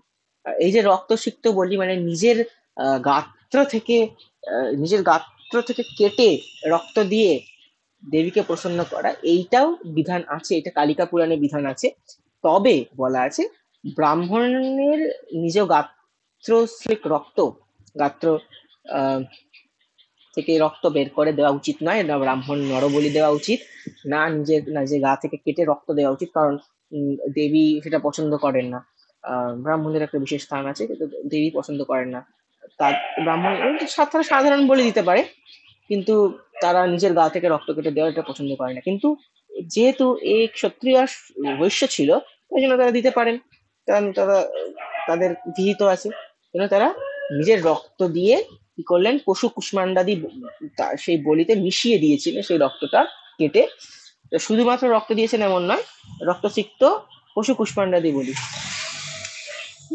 যে পশু বলি দেয় বা কুষ্মান্ড, একটা বিকল্প আছে। আমি একদিন বলছিলাম যে পশু যদি কেউ বলি না দিতে চায়, এখন বর্তমানে তাই বেশি হয়, তবে আসামের দিকে এখনো পশু বলি বিরাট মাত্রায় হয় পুজোর সময়। কালী পুজোয় বলি হয় সেটা আলাদা কথা, দুর্গা পুজোয় যে বলি সেটা তো বর্তমানে পশ্চিমবঙ্গে দেখা যাচ্ছে প্রায় বেশিরভাগ জায়গাতেই ইক্ষুদণ্ড বলি হচ্ছে, বা কুষ্মাণ্ড বা কুমড়ো বলি হচ্ছে, ছাঁচি কুমড়ো, কলা আর শশা বলি দেওয়ারও বিধান আছে। কিন্তু আসামের দিকে এখনো এখনো বেশিরভাগ পুজোতেই এই যে পশু বলি দেওয়ারই চল দেখা যাচ্ছে। আসাম জায়গাটাই তো শক্তি ক্ষেত্র না, সেটা আহ, সেটা সেটা আগেই নাম ছিল প্রাগ জ্যোতিষপুর। সেখানে দেবী কত লীলা কামাখ্যা, সেই আসাম। তো সেখানে কিছু করার নেই, সেখানে এইভাবে ট্র্যাডিশনালি হয়ে আসছে, এবং সেটা অবশ্যই অন্যায় নয়, কারণ যজ্ঞের জন্য বলি, সেটা বিহিত আছে, যজ্ঞের জন্যই পশু সৃষ্টি হয়েছে, যজ্ঞের জন্যই গাছপালা সৃষ্টি হয়েছে, পশু সৃষ্টি হয়েছে, তাই সেটা অন্যায় নয়। এবং সেই পশু যাকে বলি দেওয়া হচ্ছে, সেই যদি সঠিকভাবে মন্ত্রোচ্চারণ করা হয়, যে দীক্ষিত ব্যক্তি যদি সঠিকভাবে তার কানে মন্ত্রোচ্চারণ করে, তবে বলি হয়, স্বর্গ লাভ করবে সরাসরি। তো এরপর তুষ্টা হয়ে কি করলেন, তো দেবীর চরণ নিবেদন করে ক্রমাগত 3 বছর সংযমিত থেকে দেবীর আরাধনা করতে লাগলেন। এরপর তুষ্টা হয়ে জগদ্ধাত্রী চণ্ডিকা দেবী তাদের প্রত্যক্ষ দর্শন দিয়ে বললেন, দেবী বাচ यत् प्रार्थते त्वया भूप त्वया च कुलनन्दन मत মত্তস্তৎপ্রাপ্যতাং সর্বং পরিতুষ্টা দদামি তৎ। হে মহারাজ এবং হে বৈশ্যকুল নন্দন, তোমরা তোমাদের মনোভিলাষ আমার কাছে প্রার্থনা করো, আমি সন্তুষ্ট হয়েছি, তোমাদের প্রার্থিত অভিলাষ পূর্ণ করব। মার্কণ্ডেয় উবাচ, মার্কণ্ডেয় ঋষি বললেন, ততো বব্রে নৃপো রাজ্যম অভিভ্রংশন্য জন্মনি অত্রৈব চ নিজং রাজ্যং হতশত্রুবলং বলাৎ सोऽपि वैश्यस्ततो ज्ञानं वव्रे निर्विण्णमानसः ममत्येऽहम् इति प्राज्ञः सङ्गविच्युतिकारकम्। অনন্তর রাজা সুরথ জন্মান্তরে চিরস্থায়ী নষ্ট হবে না এমন রাজ্য এবং এই জন্মে নিজের শক্তিতে শত্রু নাশ করে নিজের রাজ্য প্রাপ্তির প্রার্থনা জানালেন। তো তো রাজার মনে কি ছিল? রাজার মনে এখনো যে রাজ্যের প্রতি মমত্ব ছিল, যে আমার রাজ্য হারিয়েছি, শত্রুরা নিয়ে নিয়েছে, আমাকে রাজ্য ফিরে পেতে হবে। তো রাজ্যের প্রতি তার সেই ভোগ বাসনা এখনো ছিল। তাই জন্য কি হলো, দেবী তাকে রাজ্য ফিরে পাওয়ার বরদান দিলেন, যে সে তার নিষ্কণ্টক রাজ্য ভোগ করবে এই জন্মে, এবং পরবর্তী জন্মে সে সমগ্র ব্রহ্মাণ্ডের সে অধীশ্বর অর্থাৎ মনু হয়ে জন্মাবে। আমরা জানি যে একটা যে কল্প থাকে, ব্রহ্মার একদিন, তাতে 14 জন মনু আসেন, স্বয়ংভুব থেকে শুরু করে ভৌত্য মনু অব্দি 14 জন মনু, তাদের কালকে বলা হয় মন্বন্তর। এই এক একটা মন্বন্তরে 71টা করে চতুর্যুগ থাকে, এবং একটা চতুর্যুগের কাল হচ্ছে মানুষের হিসাবে 43,20,000 বছর। এইভাবে সমগ্র একটি মন্বন্তর, যেখানে 71টি চতুর্যুগ থাকবে, 71 চতুর্যুগে একটু বেশি থাকে, মানে 71 করে করলে 600, 994, 96 এরকম হয়। তো 1000 চতুর্যুগ হয় না, 1000 চতুর্যুগে ব্রহ্মার একদিন, 1000 চতুর্যুগ বা 14টা মন্বন্তরে ব্রহ্মার একদিন। ঠিক আছে? তো 71 দিয়ে 14 গুণ করলে কিন্তু 900 কত হচ্ছে? 71 দিয়ে 14 করলে 4 একটে 4 হচ্ছে। হ্যাঁ, 994টি চতুর্যুগ, 994টি ইয়ে পড়ছে, চতুর্যুগ পড়ছে। তো বাকি 6টি চতুর্যুগ কিভাবে আসছে না, ওই যে মন্বন্তরের মধ্যেকার যে স্পেসটা, একটা মন্বন্তর থেকে আর একটা মন্বন্তরে যাওয়ার সময় যে স্পেসটা, সেইটা ধরা হচ্ছে, অথবা মন্বন্তর আগের পরে অল্প অল্প সময় ধরে সেটাকে ফিল করা হচ্ছে। টোটাল 1000 চতুর্যুগে ব্রহ্মার একদিন। কিন্তু বৈশ্য কি চাইলো? রাজা তো না হয় এটা চাইলেন। বৈশ্য বলছে, বৈশ্যের মন সংসারের ওপর অসন্তুষ্ট ও বিরক্ত ছিল, আর সে বুদ্ধিমানও ছিল। তো বলছে, সে মনে করছে যে আমি যদি আবার ফিরে পেতে চাই সেটা কৃত্রিম হবে।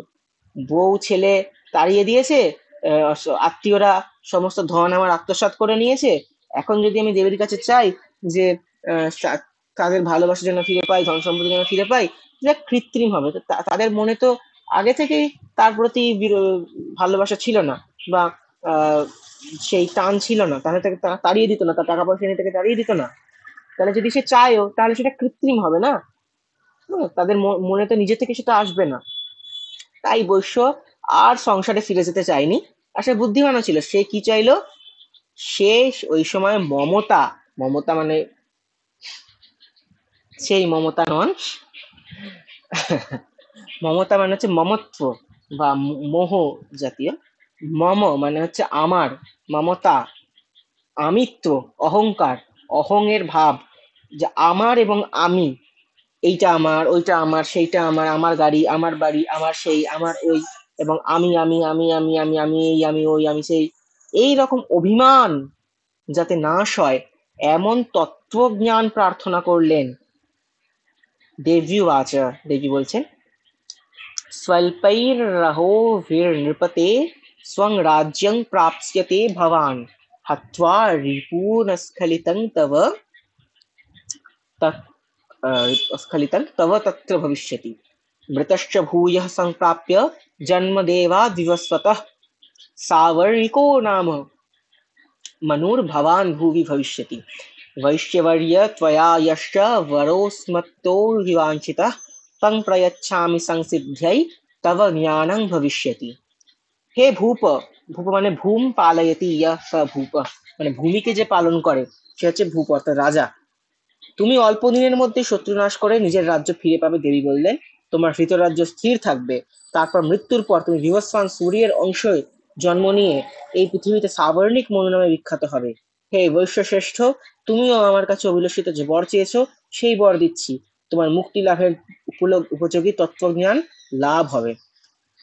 আচ্ছা, মার্কণ্ডেয় উবাচ ইতি দত্ত্বা তয়োর্দেবী যথাভিলষিতং বরম। এই প্রকারে তাদের দুজনকে অভিলাষ অনুরূপ বর প্রদান করে এবং তাদের কি বভূবান্তর্হিতা সদ্য ভক্ত্যা তাভ্যাম অভিষ্টুতা এবং দেব্যা বরং লব্ধ্বা সুরতঃ সুরথः ক্ষত্রিয়র্ষভ सूर्याजन्म समासाद्य सावर्णिर्भविता मनु। एवं देव्या वरं लब्ध्वा सुरथः क्षत्रियर्षभः सूर्याजन्म समासाद्य सावर्णिर्भविता मनु। এই শ্লোকটি দুবার আছে, লাস্ট শ্লোক যেহেতু এই দুবার আছে। আমাদের ট্র্যাডিশনে এরকমই করা হয়। আমরা উপনিষদেও যখন দেখি তখন অধ্যায় সমাপ্তির জন্য দুটো লাস্টের একটা লাস্টের ইয়েটাকে দুবার বলা হয়। লাস্ট পাদ বা শ্লোকের লাস্ট মানে শ্লোকের যে লাস্ট অর্ধ শ্লোকটি সেইটি বা শ্লোকটি পুরোটি দুবার করে বলা হয়। আমরা শ্বেতাশ্বতর উপনিষদগুলোতে এরকমই আছে, দুবার দুবার করে বলা। এইখানে এখানে অধ্যায় অধ্যায় প্রতিটা অধ্যায় দেওয়া নেই, কিন্তু এখানে যখন চণ্ডী গ্রন্থটি শেষ হচ্ছে ত্রয়োদশ অধ্যায়, লাস্ট শ্লোকটি দুবার করে দিয়েছে। তো এর অর্থগুলো জেনে নিই। দেবী অম্বিকা তৎক্ষণাৎ অন্তর্হিতা হলেন। এইভাবে মহামায়ার থেকে বর লাভ করে ক্ষত্রিয় শ্রেষ্ঠ সুরথ সূর্যদেবের থেকে জন্ম নিয়ে সাবর্ণী নামে মনু হবেন। সাবর্ণীর ভবিতা মনু। ব্যাস। ইতি শ্রী মার্কণ্ডেয় পুরাণে সাবর্ণিকে মন্বন্তরে देवी महात्म्ये सुरथ वैश्ययोर वर प्रदानं नाम त्रयोदशाध्यायः इति श्री श्री श्री चंडी ग्रंथ শ্রী শ্রী চণ্ডী সমাপ্তম। এইভাবে শ্রী শ্রী চণ্ডী গ্রন্থ সমাপ্ত হলো। দেবী মাহাত্ম্য চণ্ডী গ্রন্থ সমাপ্ত হলো, ত্রয়োদশ অধ্যায় সম্পূর্ণ হলো। এখন প্রশ্ন থেকে যাচ্ছে যে ক্ষত্রিয় যে ছিল রাজা সুরথ, তাকে দেবী ডিটেলসে বলে দিলেন যে তুমি তোমার হৃতরাজ্য পুনরুত্থান করতে পারবে, তোমার হৃতরাজ্য তুমি ফিরে পাবে, নিষ্কণ্টক রাজ্য ভোগ করবে, ভবিষ্যতে সূর্যের অংশ নিয়ে তুমি সাবর্ণিক মনু নামে বিখ্যাত হবে, এত কিছু বলে দিল। কিন্তু বৈশ্যকে শুধু বললে যে তোমার তত্ত্বজ্ঞান হবে, ব্যাস। সে কি তাহলে নিচু বর্ণের বলে কি তার সাথে দেবী ঠিক করলেন না? দেবী তার সাথে বেশি কথা বললেন না সে নিচু বর্ণের বলে? এখানেও রেসিজম হচ্ছে, এখানেও হ্যান আন্দোলন করো আন্দোলন। আন্দোলন করার মতো কোনো ব্যাপার নয়। সবকিছু যে একসাথেই থাকবে এর কোনো মানে নেই। এটাকে চেরি পিকিং বলা হয়। অনেকে এমন করে, যারা পলিটিক্যালি বা কোনো যাদের স্বার্থ বিচরিত আছে, তারা কি করে, তারা একটা শাস্ত্র ঠিক করে পড়ে না, মাঝখান থেকে লাইন তোলে, মাঝখান থেকে পড়ে, অল্প জ্ঞান অল্প বিদ্যা ভয়ঙ্করী বলে না, তারা ততটুকু পড়ে দেন তাদের স্বার্থ সিদ্ধি করার জন্য অপপ্রচার করে থাকে। চণ্ডী গ্রন্থে, হ্যাঁ, চণ্ডী গ্রন্থে মার্কণ্ডেয় পুরাণে নেই যে বৈশ্যের সাথে কি হলো, তত্ত্বজ্ঞান সে কিভাবে পেল, তত্ত্বজ্ঞান সে কিভাবে পেল,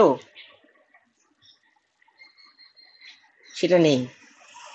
এরপর দেবী তাকে সেইরূপ তত্ত্বজ্ঞান হবে বলে এই যে আশ্বাস দিয়ে অন্তর্হিতা হন, কিন্তু সেই ব্রহ্মজ্ঞান দেবী কি জ্ঞান প্রদান করলেন সেইটা তো এখানে বলা নেই। সেইটা পুরাণান্তরে বলা আছে, অন্য পুরাণে বলা আছে। কোথায় বলা আছে? যারা যারা সত্যি যারা সত্যি জানতে চান যে শাস্ত্রের মর্ম কি, শাস্ত্রের ভেতরে ঢুকতে চান, তারা সবকিছুই পড়েন। তারা বেদ থেকে শুরু করে, বেদ তো সবার অধিকার নেই, তারা পুরাণ থেকে শুরু করে তারা তারা এই যে স্মৃতি শাস্ত্রগুলি পড়েন, তারা তন্ত্র পড়েন, তারা সবকিছু পড়েন, তবে তারা পূর্ণাঙ্গ জ্ঞান লাভ করেন।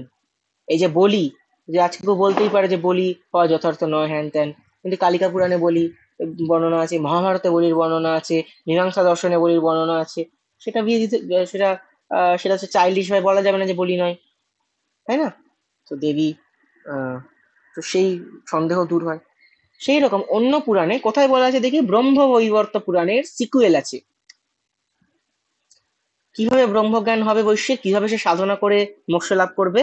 সেটা যদিও দুর্গা সপ্তশতীতে বলা নেই, যেটা শুধু চণ্ডীতে বলা নেই, মার্কণ্ডেয় পুরাণের অন্তর্গত যেহেতু চণ্ডী, মার্কণ্ডেয় পুরাণে বলা নেই, কিন্তু ব্রহ্মবৈবর্ত পুরাণে বলা আছে। ব্রহ্মবৈবর্ত পুরাণের প্রকৃতি খণ্ডের 63তম অধ্যায়ে বলা হচ্ছে, বুদ্ধিমান সমাধি বৈশ্য জানতেন যে রাজত্ব, ঐশ্বর্য, রূপের সৌন্দর্য, কলা এসব ক্ষণস্থায়ী, আজ আছে কাল নেই। তাই এই জন্ম মৃত্যুর চক্র থেকে উদ্ধার পাওয়ার জন্য, এই জড়বন্ধন পার হওয়ার জন্য সর্বশ্রেষ্ঠ উপায় জানতে চাইলেন। এই 63 অধ্যায়ের 18 আর 19 শ্লোকটি পড়ছি। সর্বসারং চ যজ্ঞানং সুরর্ষীণাং সুদুর্লভম তদ্গৃহ্যতাং মহাভাগ গচ্ছ বৎস হরিঃ পদম স্মরণং বন্দনং ধ্যানম অর্চনং গুণকীর্তনম শ্রবণং ভাবনং সেবা সর্বং কৃষ্ণে নিবেদনম। 63 অধ্যায়ে 18 থেকে 19 শ্লোক ব্রহ্মবৈবর্ত পুরাণের প্রকৃতি খণ্ড। দেবী তখন তাকে বলছেন, অভীষ্ট বর দিচ্ছি, অভীষ্ট বর দিচ্ছি তোমার কি, যাতে তুমি দুর্লভ গোলক ধামে গমন করবে।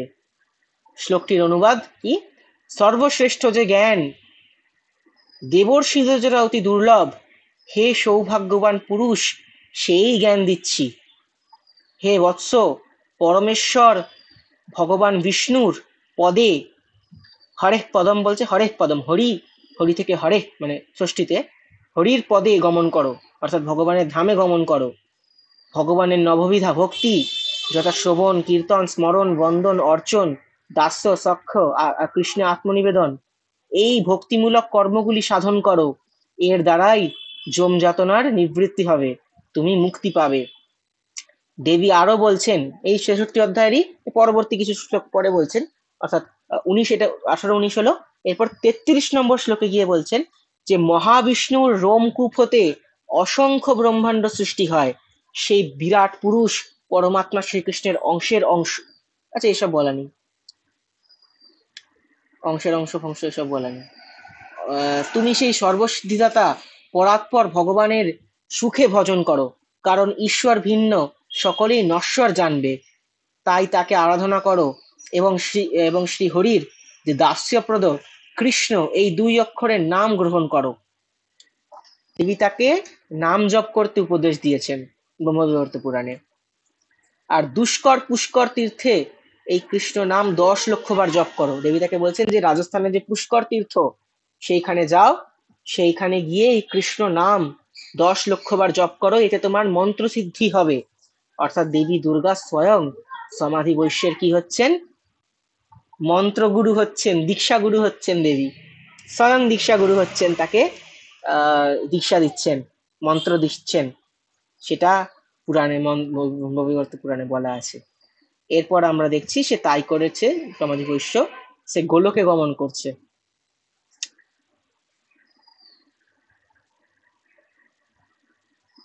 তো দেবী তার উপর কি করলেন, নিষ্কপট কৃপা করলেন। দেবী কারোর উপর সকপট কৃপা করেন, সকপট কৃপা করে তাদেরকে রূপ, ধন, জন ইত্যাদি দেন, ঠিক আছে, ইত্যাদি। এগুলো দরকার, এগুলো দরকার নয় আমি একদম বলছি না। ইভেন আমরাও চাই, আমরা সাধারণ মানুষ হিসেবে আমরাও চাই যে আমাদের রূপ হোক, জ্ঞান হোক, ধন হোক, জন হোক, পুত্র পৌত্র আদি সম্বলিত ঐশ্বর্য সমন্বিত সংসার হোক। অবশ্যই, যেহেতু আমরা মনুষ্য জন্ম নিয়েছি, তাই মানুষের যে কর্ম সেগুলি পরিপালন করতে, সেগুলি সোজা কথায় বলতে সংসার চালাতে এই জিনিসগুলো দরকার, এগুলো দরকার। এগুলো ছাড়া সাধারণ হরি শুধুমাত্র ভজন করতে থাকলে সেটি বেশি বৈরাগ্য এসে গেলে সেটি গার্হস্থ্যের জন্য উপযোগী নয়। তাহলে তার জন্য আলাদা আশ্রম আছে, আলাদা আশ্রম গ্রহণ করতে হবে। কিন্তু ভক্তির সাথে সাথে এই সমস্ত দায়িত্বগুলোও গ্রহণ করা কর্তব্য।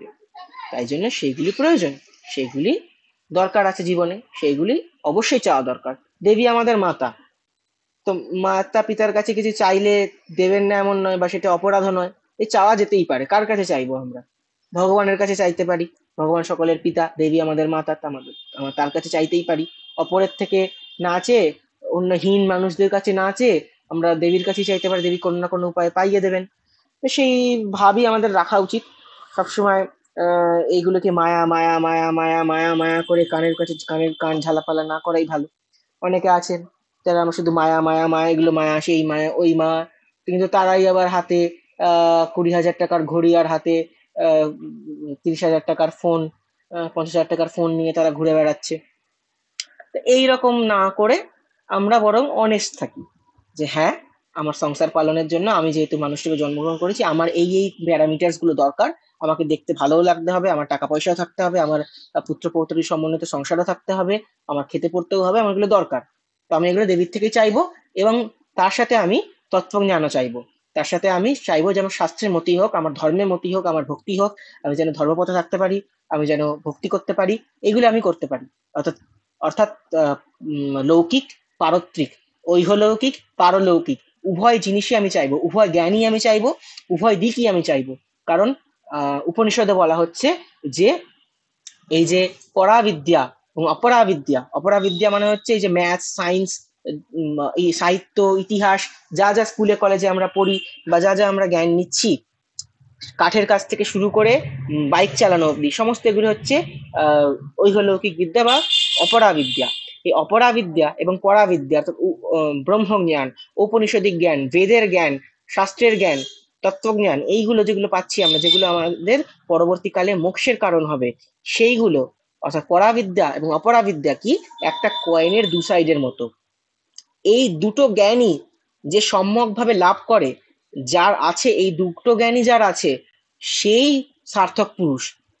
হ্যাঁ, সেই ইহলোকেও সে যশ পাবে, পরলোকেও সে মুক্তি পাবে। সে মানে তার সার্বিকভাবে তার উন্নতি সাধন হয়, সার্বিকভাবে তার কল্যাণ হয়। ঠিক আছে? এইরকম আমাদের মনুষ্য জীবন নির্বাহ করা উচিত।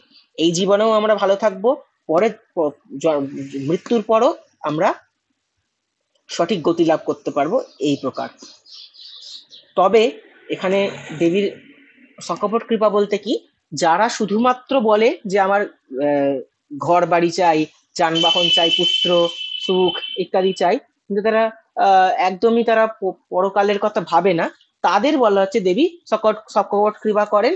সকপট সকপট কৃপা করে দেবী তাদের এগুলো দেন, কিন্তু এগুলো যেহেতু ক্ষণস্থায়ী, দেবী মায়ারূপে সেগুলো আবার ফিরিয়েও নেন। তাই তাদের আবার দুঃখ হয়, আবার তারা চায়, এইভাবে তারা চাওয়া পাওয়ার চক্রে আবর্তিত হতে থাকে। কিন্তু আমরা দেবীর কাছে সেরকম সেই রকম চাইবো না, আমরা উভয় চাইবো, আমরা লৌকিক ফলও চাইবো, পারলৌকিক ফলও আশা করব। এখন শেষ আমাদের একটি জিনিস আমি বারবার করে বলেছিলাম, আমি লাস্টে অর্গলা স্তোত্রমটা পড়বো। অর্গলা স্তোত্রম আমরা শুনি, এবং অর্গলা স্তোত্রমে যে আছে দেবীর কাছে এই যে চাওয়া, আমাদের মাতার কাছে চাওয়া, এই চাওয়াটা সম্বন্ধে আমরা একটু জানি দেবীর স্তুতি করতে করতে। अथ अर्गलास्तोत्रम्। अस्य अर्गलास्तोत्रमन्त्रस्य विष्णुऋषिः अनुष्टुप् छन्दः श्रीमहालक्ष्मीदेवता श्रीजगदम्बप्रीतये विनियोगः। नमः चण्डिकायै।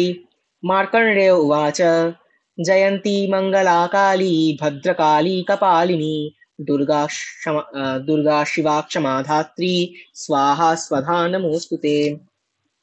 जय त्वं देवी चामुण्डे जय भूतार्तिहारिणी जय सर्वगते देवी कालरात्रि नमोऽस्तुते। मधुकैटभविद्रावे विधातृ वरदे नमः। रूपं देहि जयं देहि यशो देहि द्विषो जहि। महिषासुरनिर्नाशी भक्तानां सुखदे नमः। रूपं देहि जयं देहि यशो देहि द्विषो जहि। रक्तबीजवधे देवी चण्डमुण्डविनाशिनी। रूपं देहि जयं देहि यशो देहि द्विषो जहि। शुम्भस्यैव निशुम्भस्य धूम्राक्षस्य च मर्दिनि। रूपं देहि जयं देहि यशो देहि द्विषो जहि। वन्दिताङ्घ्रियुगे देवी सर्वसौभाग्यदायिनी। रूपं देहि जयं देहि यशो देहि द्विषो जहि। अचिन्त्यरूपचरिते सर्वशत्रुविनाशिनी। रूपं देहि जयं देहि यशो देहि द्विषो जहि। न तेभ्यः सर्वदा भक्त्या चण्डिके दुरितापहे। रूपं देहि जयं देहि यशो देहि द्विषो जहि। स्तुवद्भ्यो भक्तिपूर्वं त्वां चण्डिके व्याधिनाशिनी रूपं देहि जयं देहि यशो देहि द्विषो जहि चण्डिके सततं ये त्वाम् अर्चयन्तीह भक्तितः रूपं देहि जयं देहि यशो देहि द्विषो जहि देहि सौभाग्यमारोग्यं देहि मे परमं सुखं रूपं देहि जयं देहि यशो देहि द्विषो जहि विधेहि द्विषतां नाशं विधेहि बलमुच्चकैः रूपं देहि जयं देहि यशो देहि द्विषो जहि विधेहि देवि कल्याणं विधेहि परमां श्रियं रूपं देहि जयं देहि यशो देहि द्विषो जहि सुरासुरशिरोरत्न निगृष्टचरणेऽम्बिके रूपं देहि जयं देहि यशो देहि द्विषो जहि विद्यावन्तं यशस्वन्तं लक्ष्मीवन्तं च मां कुरु रूपं देहि जयं देहि यशो देहि द्विषो जहि प्रचण्ड दैत्यदर्पघ्ने चण्डिके प्रणताय मे रूपं देहि जयं देहि यशो देहि द्विषो जहि चतुर्भुजे चतुर्वक्त्र संस्तुते परमेश्वरी रूपं देहि जयं देहि यशो देहि द्विषो जहि कृष्णेन संस्तुते देवी शश्वद्भक्त्या सदाम्बिके रूपं देहि जयं देहि यशो देहि द्विषो जहि हिमाचलसुतानाथ संस्तुते परमेश्वरी रूपं देहि जयं देहि यशो देहि द्विषो जहि इन्द्राणीपति सद्भाव पूजिते परमेश्वरी रूपं देहि जयं देहि यशो देहि द्विषो जहि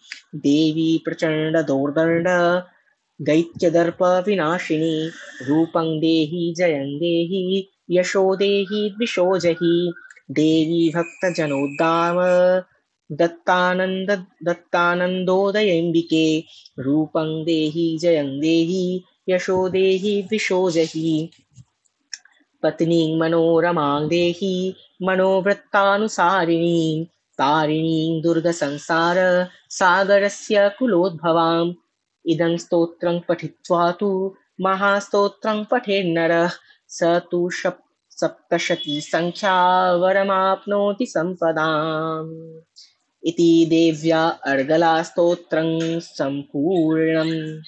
সংক্ষেপে আমরা একটু মানেটা জেনে নিই একটুখানি, 5 মিনিট নেবো। আর 4:30 হয়েছে, 29 হয়েছে। তো ফার্স্টেই বলছে দেবী জয়ন্তী। দেবী জয়ন্তী মানে হচ্ছে জয়তি সর্বোৎকর্ষেণ বর্ততে, দেবী কি করেন সবচেয়ে উৎকৃষ্ট এবং বিজয়শালিনী, তাই দেবী হচ্ছেন জয়ন্তী। আচ্ছা, দেবী ভক্তের জন্ম মরণাদি সংসার বন্ধনকে দূর করেন এবং সেই মোক্ষদায়িনী মঙ্গলময়ী দেবীর নাম হচ্ছে মঙ্গলা। কলয়তি ভক্ষয়তি প্রলয়কালে সর্বমিতি কালী, যিনি প্রলয়কালে সম্পূর্ণ সৃষ্টিকে গ্রাস করেন তার নাম কালী। ভদ্রং মঙ্গলং সুখং বা কলয়তি স্বীকরতি ভক্তিভ্য দাতুম ইতি ভদ্রকালী সুখপ্রদা, যিনি ভক্তকে ভদ্র সুখ বা মঙ্গল দানের অঙ্গীকার করেন তার নাম হচ্ছে ভদ্রকালী। কপালিনী, যিনি হাতে এবং গলায় মুন্ডমালা ধারণ করেন। দুর্গা, যিনি অষ্টাঙ্গ যোগ কর্ম এবং উপাসনারূপ দুঃসাধ্য সাধনায় প্রাপ্ত হন তাকে সেই জগদম্বিকাকে দুর্গা বলা হয়। সম্পূর্ণ জগতের জননী হওয়ায় অত্যন্ত করুণাময় স্বভাবযুক্ত এবং ভক্তের অথবা অপরের সমস্ত অপরাধ ক্ষমাকারিণী হওয়ায় তার নাম হচ্ছে ক্ষমা। শিবা, শিব অর্থাৎ কল্যাণকারী হওয়ায় জগদম্বাকে বলা হয় শিবা। ধাত্রী, সমগ্র জগৎ প্রপঞ্চকে ধারণ করায় ভগবতীর নাম হচ্ছে ধাত্রী। স্বাহা, স্বাহা রূপে যজ্ঞভাগ গ্রহণ করে দেবতাদের পোষণকারী হয় তার নাম হচ্ছে স্বাহা। স্বধা রূপে শ্রাদ্ধভাগ এবং তর্পণ গ্রহণ করে পিতৃপুরুষগণের পোষণকারী হওয়ায় তার নাম হচ্ছে স্বধা।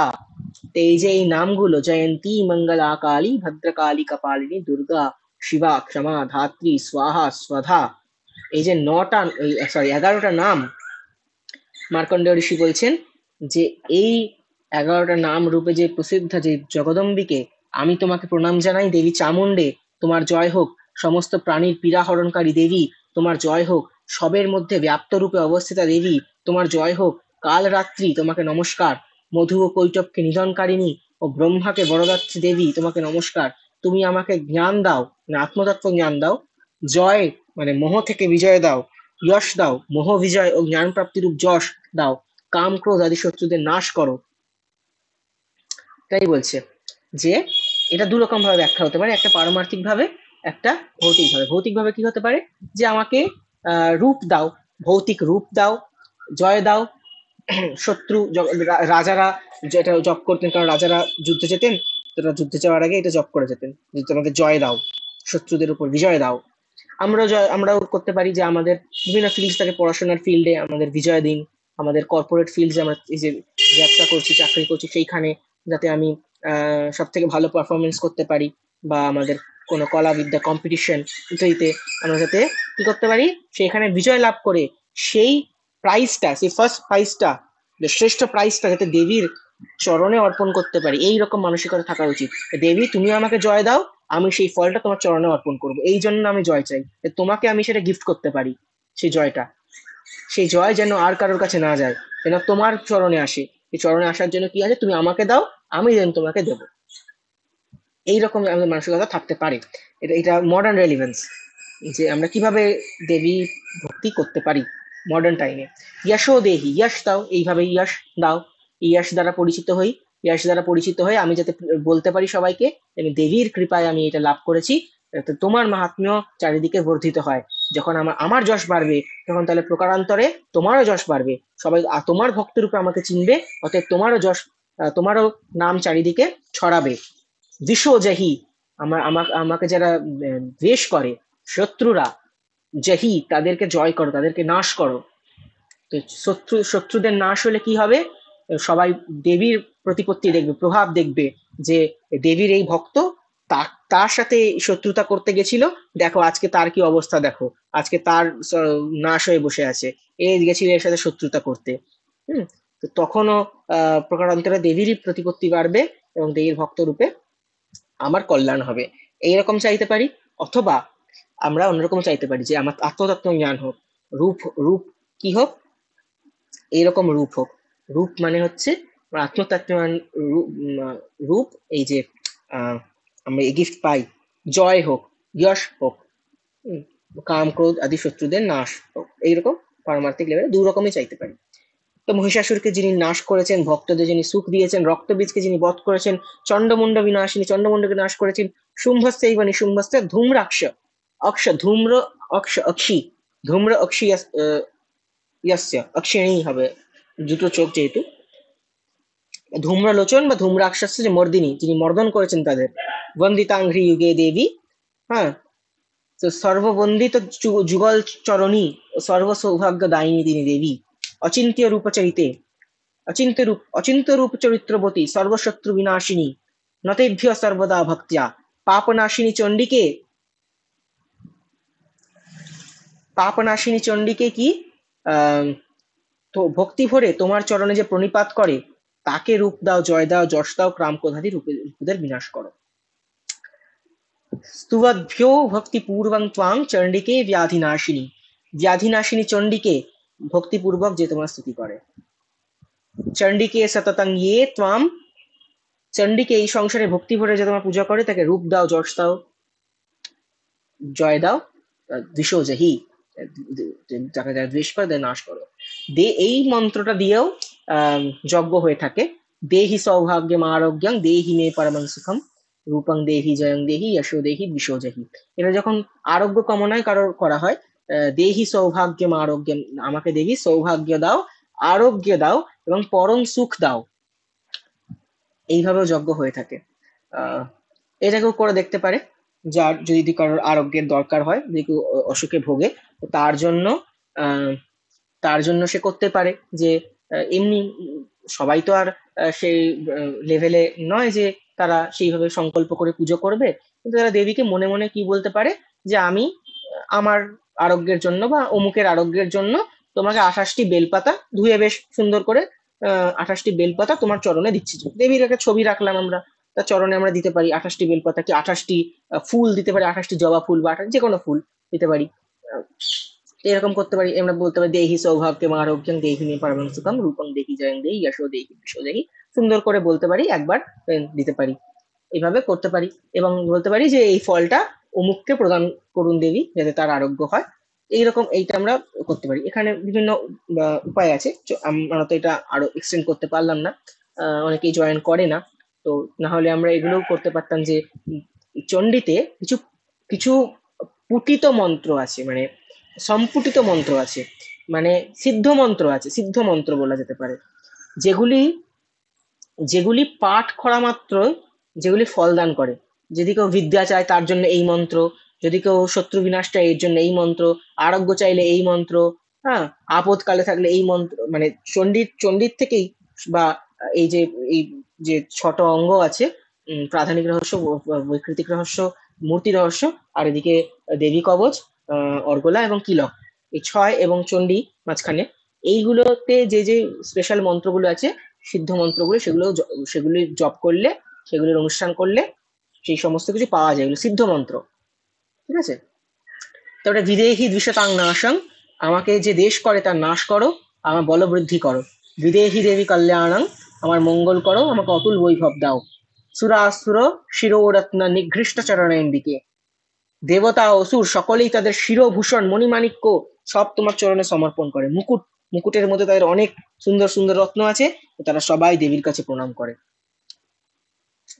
তোমার ভক্তদের তুমি বিদ্বান, যশস্বী ও ধনবান করো তথা রূপ দাও। বিদ্যাবন্তং যশস্বন্তং লক্ষ্মীবন্তং জনং কুরু বা মাং কুরু, পাঠভেদ আছে। বিদ্যাবন্তং, আমাকে বিদ্যাবান করো। যশস্বন্তং, যশবান, লক্ষ্মীবান, টাকা পয়সা থাক। প্রচন্ড দৈত্য দর্পঘ্নে, খুব ইম্পর্টেন্ট, দেবী হচ্ছে প্রচন্ড দৈত্য দর্পঘ্নে। দেবী যখন দৈত্য দলন করেন, অসুর দলন করেন, রাক্ষসদের হত্যা করেন, তখন দেবী প্রচন্ড রূপ নেন। দৈত্য দর্পঘ্নে, দৈত্যদের নাশ করেন এমন নয়, দৈত্যদের দর্পকেও নাশ করেন। দৈত্যরা বলে আমার থেকে শক্তিশালী কেউ নেই, আমি ইন্দ্রকে হারিয়েছি, এই দেবতাদের সবাইকে হারিয়েছি, স্বর্গ থেকে বিতাড়িত করেছি, এই করেছি সেই করেছি। ভুলে যায় যে, এবার ভুলে যায় মানে যে নারীর কাছে আমরা যাতে না মরি সেটাও ভুলে যায়। আবার অনেকে অনেকে বুদ্ধিমান থাকে অসুর, যেমন ভ্রামরী দেবীকে, সে বলেছিল যে কোনো জীব যাতে আমাকে, কোনো কেউ যাতে না মারতে পারে, পুরুষ নারী কেউ না। তখন দেবী মানে দ্বিপদ চতুষ্পদ কেউ যাতে না মারতে পারে, তো দেবী ষটপদ রূপ নিয়েছিলেন, ভ্রমর রূপ নিয়েছিলেন, অসংখ্য ভ্রমরের রূপ নিয়ে, যেহেতু পতঙ্গের ছটি পা, এটা আমরা বলছিলাম কালকে। তো দেবী সেইভাবে, যে যে অসুর বা দৈত্য নিজেকে স্মার্ট মনে করে, দেবী তার থেকে ওভার স্মার্ট। সে মনে করে যে আমি এই বর চাইলে হয়তো আমি অলমোস্ট অমর হয়ে যাব। তো অলমোস্টই ওই 1%, ওই যে ছিদ্র, ওই যে যেখানে ছিদ্র আছে, যেখানে ফল্ট আছে, দেবী সেখান দিয়ে ঢুকে তার দর্পের নাশ করবেন। এক তো তোমার এক তো তোমার বুদ্ধি নেই, বুদ্ধি নেই মানে তুমি যতই বুদ্ধি লাগাও তুমি হত তো হবেই। এক, দুই হচ্ছে তোমার বলের যে গর্ব, যে আমি ইন্দ্রদের আমি ইয়ে করেছি, স্বর্গ থেকে বিতাড়িত করেছি, হ্যান ত্যান, সেই দর্প তোমার নাশ হবে, যেহেতু একজন নারী দেবী, অবশ্যই তিনি অপ্রাকৃতা, সাধারণ নারী নন, তো তার একজন নারীর হাতে হত হয়ে সেই দর্প তোমার চূর্ণ বিচূর্ণ হবে অসুরের। বেশ, চতুরানন ব্রহ্মার প্রশংসিত চারি হস্তধারিণী হে পরমেশ্বরী, চতুরানন ব্রহ্মা স্তুতি করেছে, আমরা দেখেছি। কৃষ্ণেন সংস্তুতে দেবী, এইখানে কি সুন্দর, কৃষ্ণেন সংস্তুতে, কৃষ্ণ বা শ্রী বিষ্ণু তাকে তার স্তব করেছেন, অবশ্যই করেছেন, তিনি স্তব করেছেন, তিনি তো দ্রষ্টা। এই মহালক্ষ্মী দেবতা, এই যে অর্গলা স্তোত্রে আমি পড়ছি, যে এখানেও তো বলছে বিষ্ণু ঋষি মহালক্ষ্মী দেবতা, অর্থাৎ তিনি যে মহালক্ষ্মী রূপ নিয়েছেন, তখন বিষ্ণু সেই মন্ত্রের দ্রষ্টা ঋষি। তাই জন্য আবার যখন আমরা মহিষাসুর মর্দিনী লীলা পড়লাম, তখনও দেখতে পাচ্ছি বিষ্ণু ঋষি, এই তখনও দেবী মহালক্ষ্মী রূপে আছেন। তখন শ্রীহরি তখন স্তুতিও করেছেন। তো দেবী যেহেতু তার কাউন্টার পার্ট, তার বেটার হাফ কাউন্টার পার্ট, যাই বলে, তো ভগবান হচ্ছেন পরব্রহ্ম, আর দেবী হচ্ছেন পরব্রহ্ম স্বরূপিণী। ভগবান পুরুষ, দেবী প্রকৃতি, তো তারা একে অপরকে স্তুতি করতেই পারেন। কখনো দেবীও স্তুতি করেন ভগবানের, কোনো ভগবানও স্তুতি করেন দেবীর, এবং তাতে কোনো প্রবলেম নেই তাদের। প্রবলেমটা হচ্ছে আমাদের মধ্যেই, যখন বাংলায় এই শাক্ত তন্ত্র গুলো প্রাধান্য পেতে শুরু করে, বৌদ্ধ প্রভাব আসতে থাকে, তখন এই যে বৈষ্ণব শাক্ত এই লড়ালড়ি সংগ্রাম হয়। তার আগে আমরা দেখতে পাই শাস্ত্রে কিন্তু কারোর কোনো প্রবলেম ছিল না।